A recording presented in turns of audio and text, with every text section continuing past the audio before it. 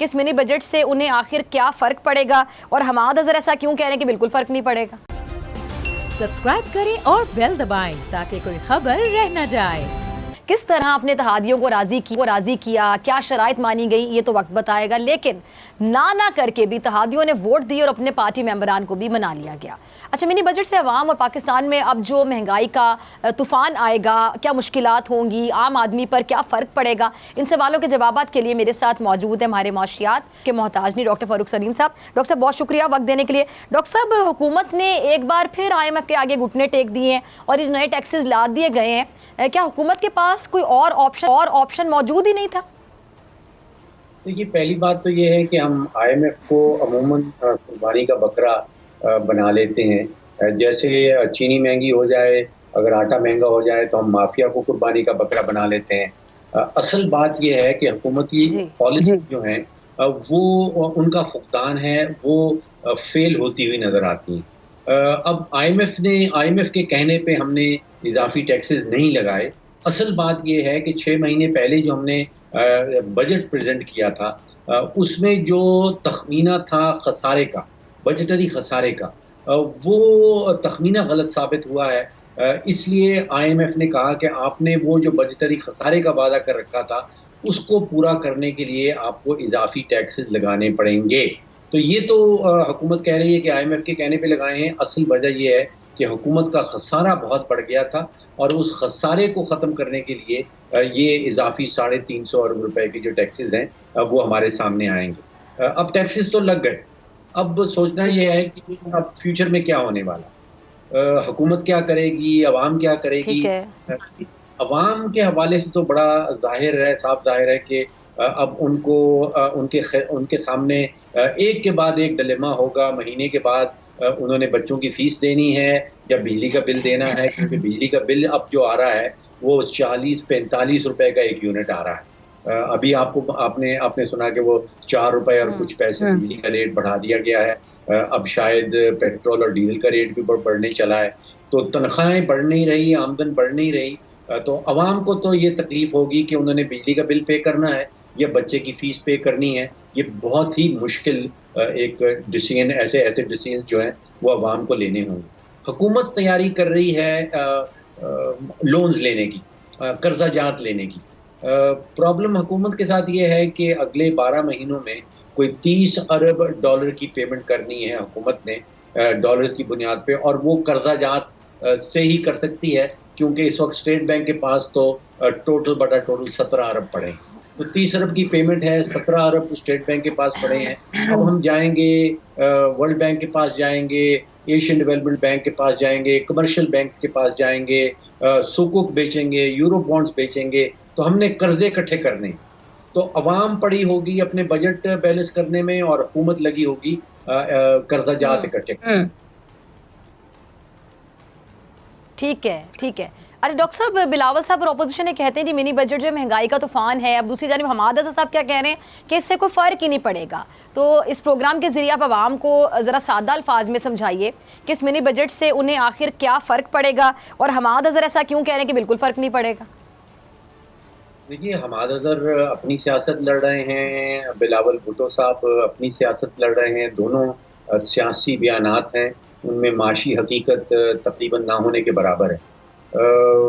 असल हकीकत यह है कि 350 अरब का नए टैक्सेस का बोझ डाल दिया गया है। वो आपने और मैंने बर्दाश्त करना है। वज़ीर ख़ज़ाना साहब ने हमें ये बताया था कि सिर्फ 2 अरब का बोझ जो है वो पाकिस्तानियों के ऊपर पड़ेगा और शायद बाकी 348 अरब जो है वो मरीख की कोई आबादी है जो ये टैक्स का बोझ जो है वो बर्दाश्त करेगी।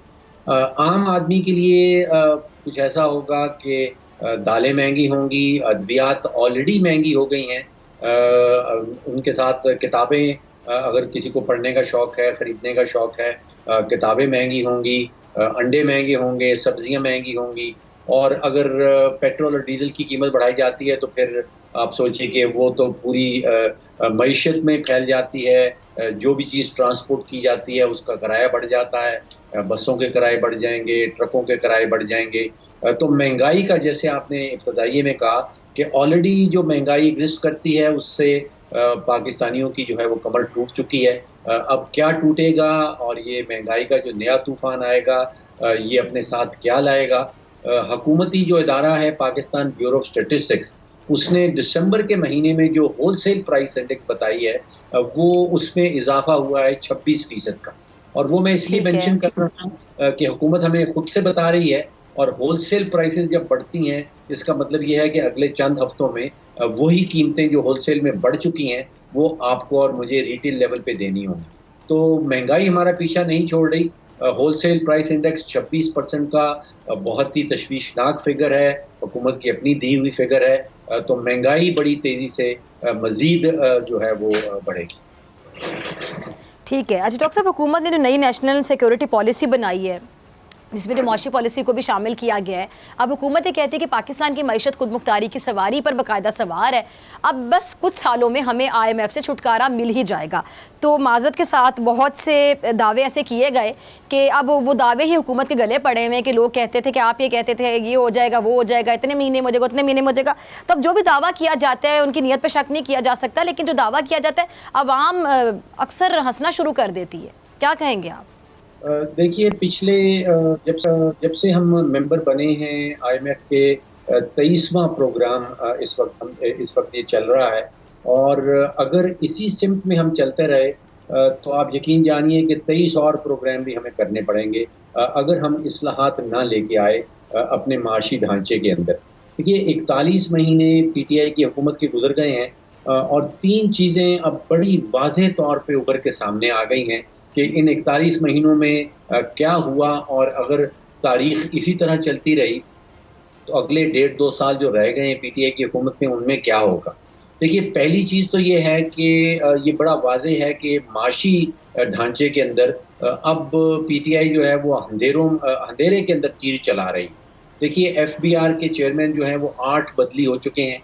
अगर 40 महीनों में आपने 8 FBR के चेयरमैन बदल दिए हैं, यानी कि 5-6 महीने से ज़्यादा का औसतन किसी एक को टेन्योर नहीं मिल रहा। और ये वो अदारा है जिसने पूरे मुल्क के टैक्स इकट्ठे करने हैं और फिर रियासती कारोबार चलना है। फाइनेंस सेक्रेटरी जो हैं वो 6 तब्दील हो चुके हैं। बोर्ड ऑफ इन्वेस्टमेंट के जो चेयरमैन हैं वो 4 तब्दील हो चुके हैं। तो ये बड़ा वाज़ेह है एटलीस्ट माशी ढांचे के अंदर PTI की हुकूमत जो है वो अंधेरे में तीर चला रही।